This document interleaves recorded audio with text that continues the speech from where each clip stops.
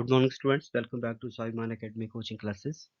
और आज हम कवर करेंगे जियोग्राफी का एक बहुत ही महत्वपूर्ण टॉपिक है प्लेटूज का, यानी कि पठारों का। भारत के जो महत्वपूर्ण पठार हैं उनको आज हम डिस्कस करते हैं। तो फर्स्ट ऑफ ऑल, जब आप इस मैप को देखेंगे तो यहाँ पे हमारे डिफरेंट जो पठार हैं भारत में वो दिख जाएंगे। जैसे यहाँ पे ये मालवा का पठार है, मालवा का पठार है, और उसके उत्तर और पूर्व दिशा में बुंदेलखंड का पठार है। देन बुंदेलखंड के पठार के दक्षिण और पूर्व में बघेलखंड है। उसके बाद ये छोटा नागपुर का पठार है। छोटा नागपुर के पठार में बहुत सारे छोटे छोटे पठार हैं, जैसे रांची का पठार है, हजारीबाग का पठार है, कोडरमा का पठार है, या दंडकारण्य का पठार है। और इसके बाद यहाँ पे उत्तर पूर्व में मेघालय में है शिलोंग का पठार। ये दक्षिण में दक्कन का पठार आता है, जो 3 पठारों से मिलकर बना है, जिसमें महाराष्ट्र का पठार है, देन आपका कर्नाटक का पठार है, और तेलंगाना या रायलसीना का पठार है। तो सबसे पहले हम बात कर लेते हैं मालवा के पठार के बारे में। मालवा का जो रीजन है, बेसिकली ये 3 राज्यों में फैला है, गुजरात, मध्य प्रदेश और राजस्थान में। इस मालवा के पठार का निर्माण जो है वो ग्रेनाइट चट्टानों से हुआ है, और यहाँ पे काली मिट्टी है। ठीक है। और जो चंबल नदी है वो इसके बीचों बीच से प्रभावित होती है।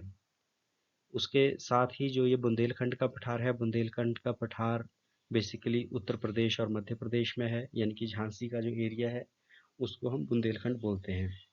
उसके बाद ये हमारा बघेलखंड है, जो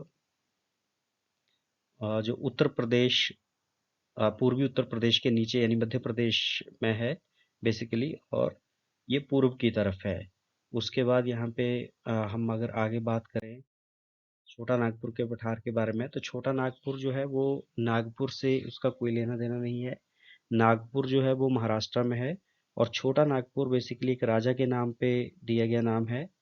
और ये जो है ये बिहार, झारखंड, छत्तीसगढ़, उड़ीसा और वेस्ट बंगाल, इन सब में इसके थोड़े थोड़े हिस्से आते हैं, लेकिन इसका अधिकतर विस्तार जो है वो झारखंड में है। ठीक है। तो रांची, झारखंड में देखिए, जैसे रांची का पठार है, रांची के पठार के दक्षिण में हजारीबाग का पठार है, देन कोडरमा का पठार है।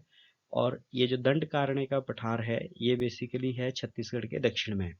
सो एक इसको छत्तीसगढ़ की संस्कृति से रिलेट करके भी देखा जाता है दंडकारण्य के पठार को। अब यहाँ पे हैं ये सारे ही आपके।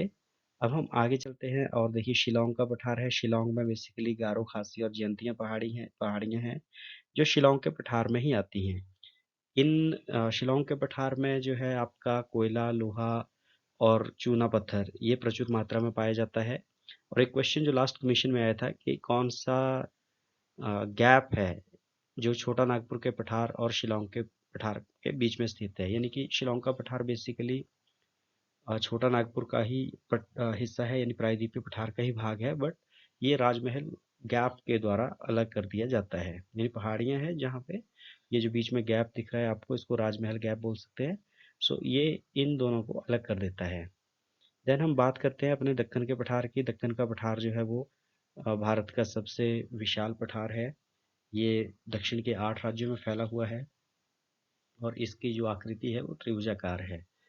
इसमें इसका बड़ा भाग जो है वो महाराष्ट्र में भी आता है। सो इसको महाराष्ट्र के, जैसे महाराष्ट्र का पठार या फिर मध्य प्रदेश का पठार, कर्नाटक, गुजरात, आंध्र प्रदेश, तेलंगाना, इन सभी राज्यों में इसकी थोड़ी थोड़ी हिस्सा जो है वो आते हैं।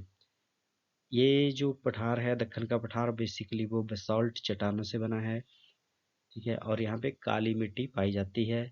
इसमें बहुत सारे खनिज पदार्थ हैं, जैसे लोहा, अभ्रक, सोना, बॉक्साइट, ये सारे ही इसमें पाए जाते हैं।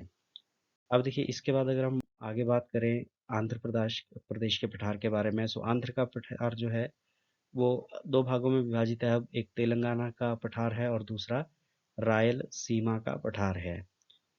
ठीक है। और ये जो यहाँ पे कर्नाटक का पठार है, जो कर्नाटक के पठार का नाम जो है कर्नाड शब्द से हुआ है, जिसका अर्थ होता है काली मिट्टी या काली भूमि।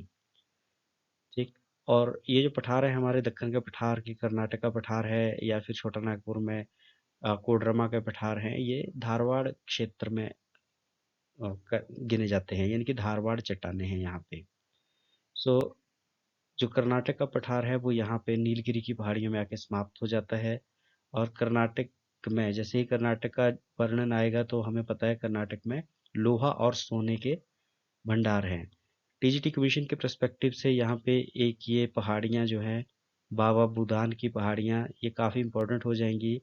ऐसे तो वहाँ बेल्लारी की पहाड़ियाँ भी हैं, और ये बाबा बूदान की पहाड़ियाँ लौह अयस्क और कोलार स्वर्ण क्षेत्र में सोने के विशाल भंडार हैं। तो बाबू बुदान की खाने आ सकते हैं आपको कि ये कहाँ पे हैं, कर्नाटक में है।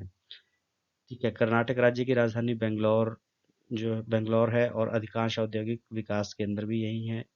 मैसूर, बेलगाम, गुलबर्गा, बेल्लारी और बीजापुर यहाँ के महत्वपूर्ण शहर हैं। ठीक है, सो ये बेसिकली था हमारे पठारों के बारे में, जो भारत में डिफरेंट पठार हैं उनके बारे में था। होप आपको ये अच्छा लगा होगा, और इन केस अगर आपको इसके बारे में कोई डाउट हो, कोई क्वेरी है, तो प्लीज़ कमेंट करें, कॉल करें, और